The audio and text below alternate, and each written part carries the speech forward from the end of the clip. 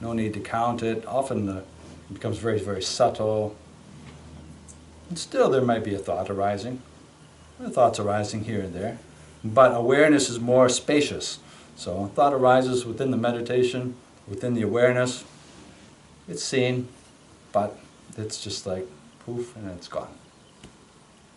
So I had the idea that if you observe the thoughts, you learn about yourself. Is that not the idea? Anything that we observe, we can potentially learn something. Thoughts are one thing that we can learn about ourselves. We can learn what types of thoughts are arising, but it's not just thoughts. I mean, it can be anything.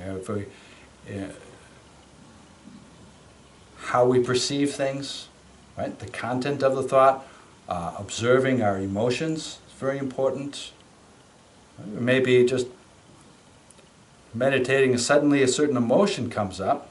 Could be fear, could be joy, could be worry, could be excitement. Oh, who knows, right? Anger. You just be sitting meditating peacefully. Suddenly, anger starts to arise, right? You think, where is this coming from? You don't have to know where it's coming from, but observing the arising, observing the content of the thinking that surrounds the emotion, right?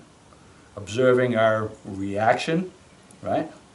So our reaction is the thing that perpetuates it.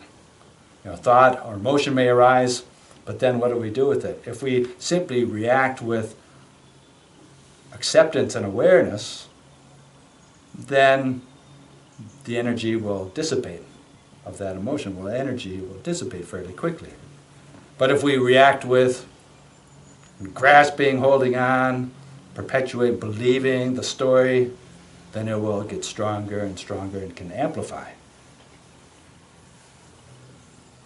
So every time emotions arise, every time motivations arise, we learn a lot about ourselves.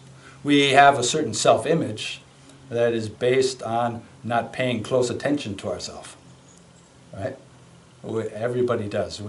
If we haven't been trained in thorough mindfulness, however we perceive ourselves will not be that accurate, right? Because we only see a certain part of all of our thoughts and moods and emotions.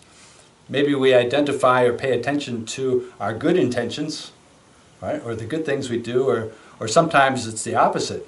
People might have a lot of great qualities, but they really focus on the negative. They focus on maybe their weaknesses or their strength or mistakes they've made out of proportion. So we just try to observe neutrally.